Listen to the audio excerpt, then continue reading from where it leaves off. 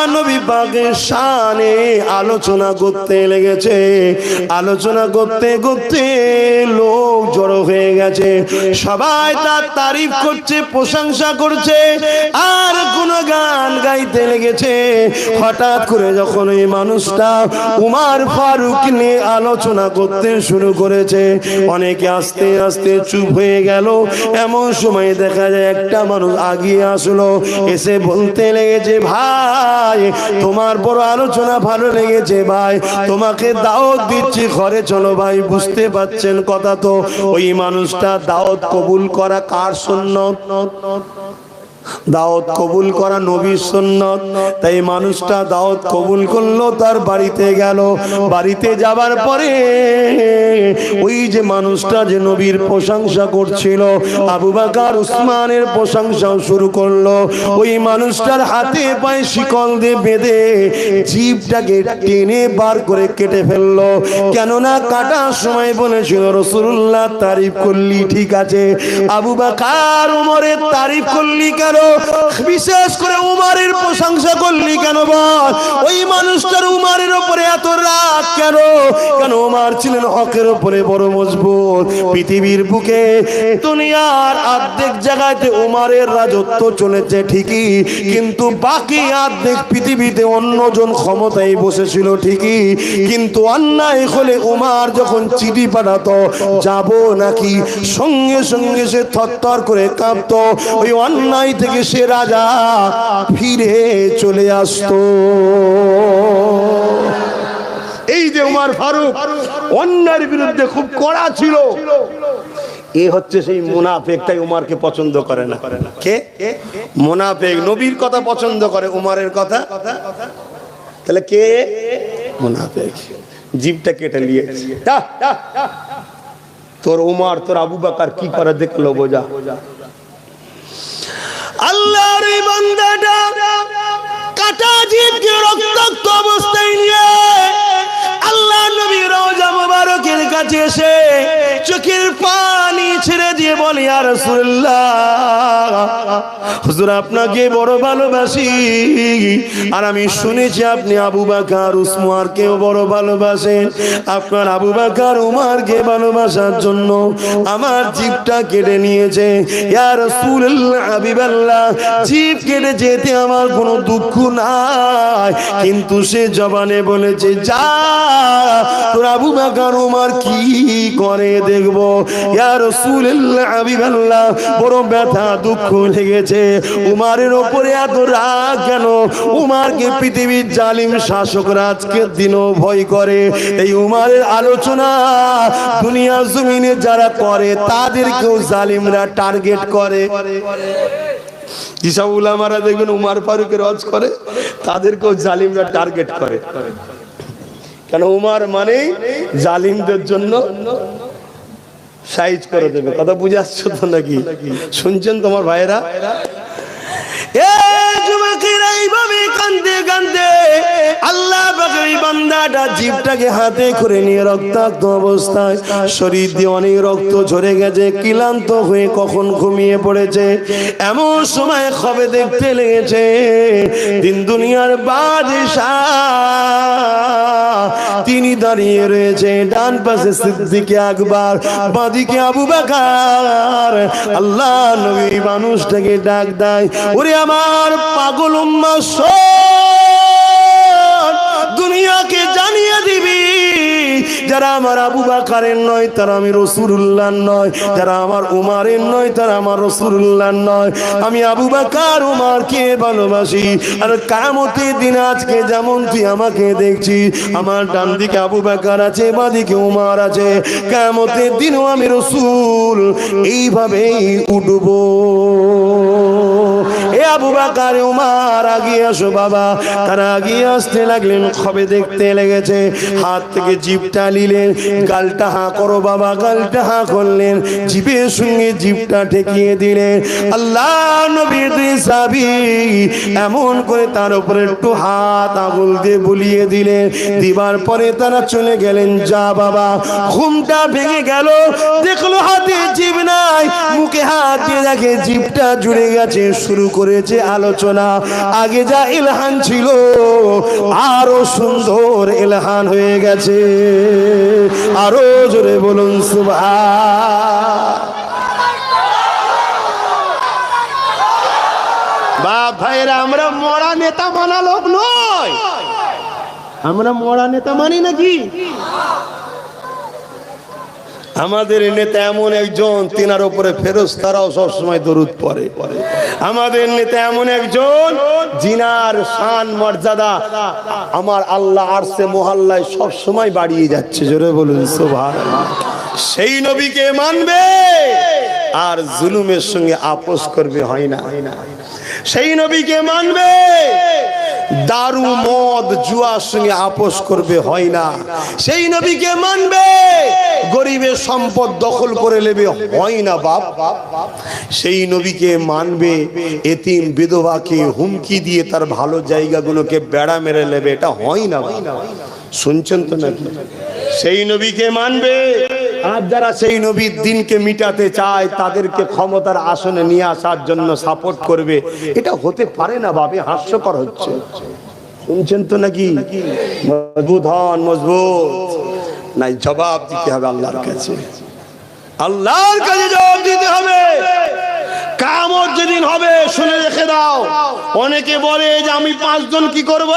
শোনো যুবক, পৃথিবীতে তুমি যদি একা থাকো হকের পক্ষে, আর পৃথিবীর সবাই যদি চুরিতে, অন্যায়তে, দুর্নীতিতে, মিথ্যাতে, জুলুমে এক জায়গায় হয়ে যায় পৃথিবীর সবাই, মনে রেখে দিও, তুমি একা যদি সত্যের পক্ষে থাকো, তুমি চিন্তা করো না, তোমার পক্ষেই আল্লাহর জয় আসবে। জোরে বলুন সুবহানাল্লাহ, আরো জোরে বলুন সুবহানাল্লাহ।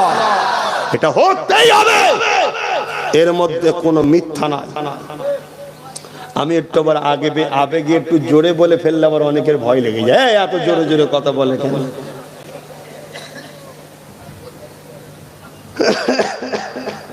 কথা বুঝছেন না, বোঝেন না। আগামী দিন যদি কলিকাতার রাজপথে আপনাদেরকে ডাকি ন্যায়ের জন্য, সত্যের জন্য, ইনসাফের জন্য, মনুষ্যত্বের জন্য, গরিবের জন্য, এতিমের জন্য, বিধবাদের জন্য, এক কথায় আল্লাহর সৃষ্টির জন্য যদি ডাকি, আপনারা সাথ দিতে রাজি আছেন? হাত তুলে বলছেন রাজি আছে? মনে রাখবেন একটা কথা, এটা হলো ইবাদত। জোরে বলুন সুবহান। গরিবের পক্ষে কথা বলা নবীর সুন্নাত, এতিমের পক্ষে কথা বলা নবীর সুন্নাত, অসহায়ের পক্ষে কথা বলা নবীর সুন্নাত, মজলুমের পাশে দাঁড়িয়ে জালিমের বিরুদ্ধে লড়াই নবীর সুন্নাত। আর এই সুন্নাত কাজ করাতে যারা রুখতে চায়, তারা আজকের আবু জেহেল ছাড়া আর কি বলতে পারি? আজকের উদবা সাইবা ছাড়া আর কি বলতে পারি? কথা ভুল বলছি? ভাবুন আমার সোনার ভাইরা, আজ আল্লাহ করে যেখানেই যায় লক্ষ লক্ষ মানুষ, যত দিন যাচ্ছে আল্লাহ করে মানুষ স্রোতের মতো, যারা বিগত দিন ভুল বুঝেছিল তারা সব দলে দলে আবার যোগ দিচ্ছে। বলুন মারহাবা। আর আমি সব জায়গায় তাদেরকে ক্ষমা করে দিচ্ছি। কেন? ভুল হতে পারে মানুষের। আমার ভাই আমার ঘরে এসেছে, আল্লাহ কবুল করুক, বলুন আল্লাহুম্মা আমিন। কিন্তু মনে রাখবেন, আমার এই লড়াই আজ 6-7 বছর ধরে কিন্তু একভাবে চলে আসছে। কথা মাথায় ঢুকছে? 6-7 বছর ধরে আজ একা আমি লড়াই করে আসছি এইভাবে। কম বাধা হয়নি আমার উপরে, কম জুলুম হয়নি, কম অত্যাচার হয়নি। আমি সরে গেছি, দমে গেছি। কেন বলেন তো? কেন? আমি তো আমার জন্য লড়িনি, আমার আবার টেনশন কিসের? পৃথিবী যেদিন ধ্বংস হবে সেদিন তোমার হাতে একটা গাছের চারা আছে। পাহাড়গুলো আকাশে তুলোর মতো উড়ছে, এই জমি পাহাড়গুলো উড়ছে তুলোর মতো, আকাশ থেকে চারাগুলো ভেঙে ভেঙে পড়ছে। জানো তো আল্লাহ কোরআন বলছে, হবে তো নাকি? সেই সময় তোমার কাছে একটা গাছের চারা আছে, তুমি এই চারাটা কি করবে বলো? কেন? পৃথিবী ধ্বংস হচ্ছে। কথা বুঝছো না? এই চারাটা তুমি কি করবে বলো বলো? এই চারাটাকে তোমায় পুঁততে হবে। জোরে বলুন সুবহানাল্লাহ। কেউ যদি ওই সময় ভাবে আরে দুনিয়া তো ধ্বংস হচ্ছে, চারাটা পুঁতে কি হবে, এটাকে বলা হয় কুফরি করলো, সে মাইয়ুস হয়ে গেল। মাইয়ুস হওয়ার হুকুম আল্লাহ দেয় না আমাদের। তোর কাজ পুতাপক, গাছ বাঁচবে কি মরবে, ফল দেবে কি না দেবে, ওটা আমার কাজ, তোর কাজ নয়। তুই আমার বিষয়ে মাথা মারছিস কেন? শুনছেন তো নাকি?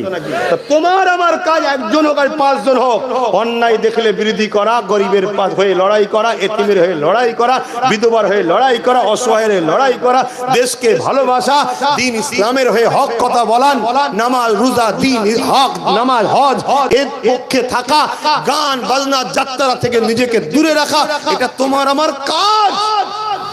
এই কাজ কজন করছে, কে আছে কে নাই, রেজাল্ট কি হবে, ওটা ভাবা তোমার কাজ না আল্লাহ, ও তো আল্লাহর কাজ।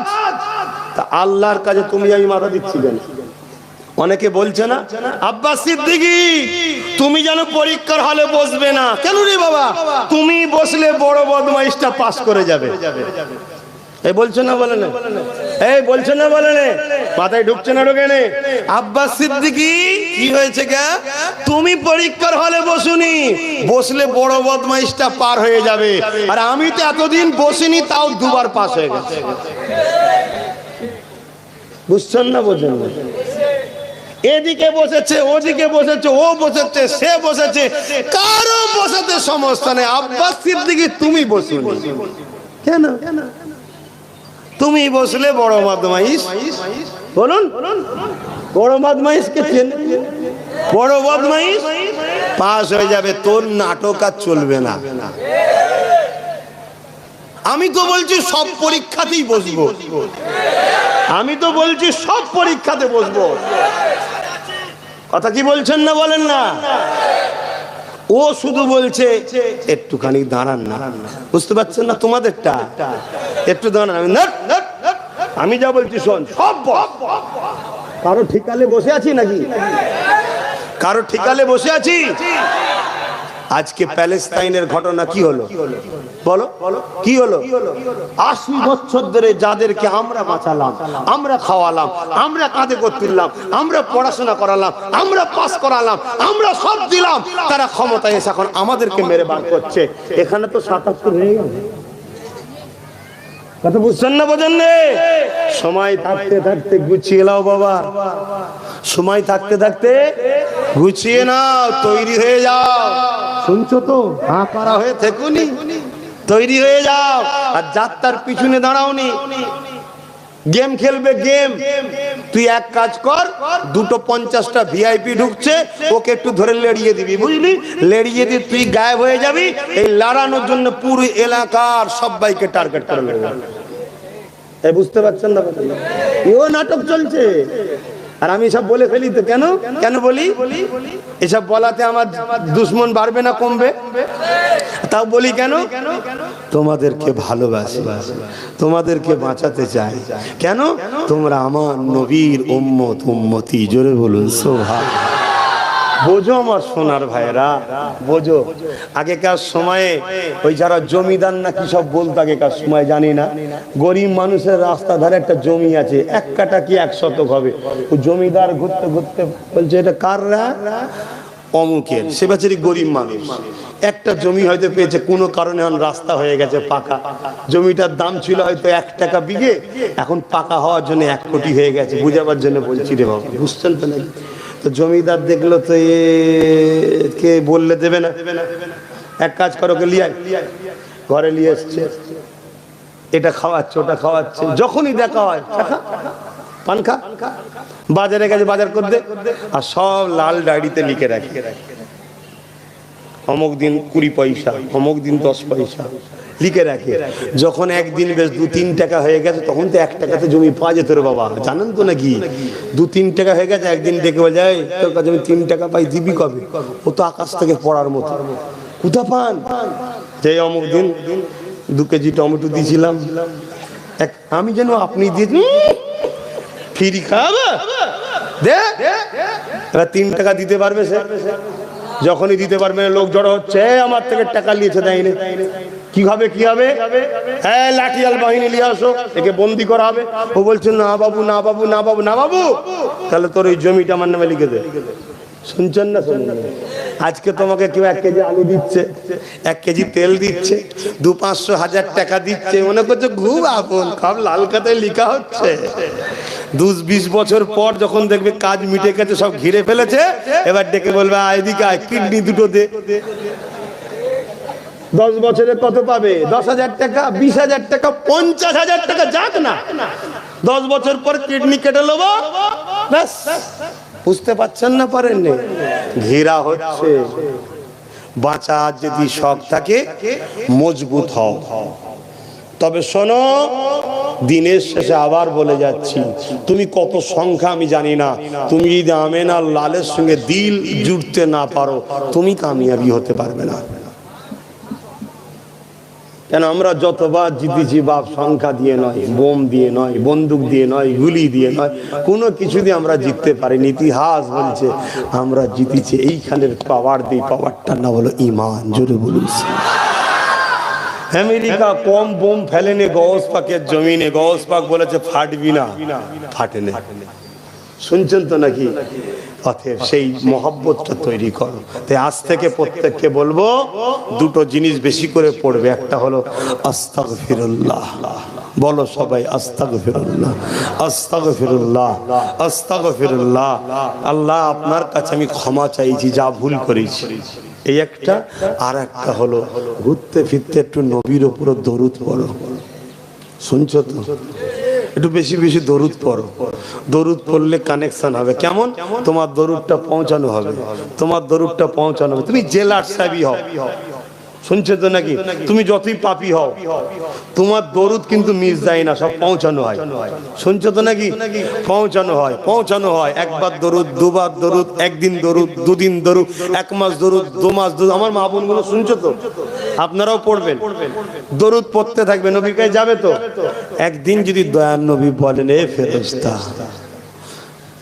পর্দাটা সরা, আমার গোলামটাকে একবার দেখি। জোরে বলুন সুবহানাল্লাহ। আর যখন দেখে নেবে, তোমার মধ্যে অটোমেটিক নামাজ, রোজা, হজ, যাকাত, দান, খায়রা সব চলে আসবে। জোরে বলুন সুবহানাল্লাহ। ওইখানে কানেকশনটা জুড়বে তো? আমার যুবকরা বলো দরুদ পড়বে তো? আল্লাহকে সাক্ষী রেখে বলো, হাত তুলে দরুদ পড়বে তো? দরুদ পড়বে তো?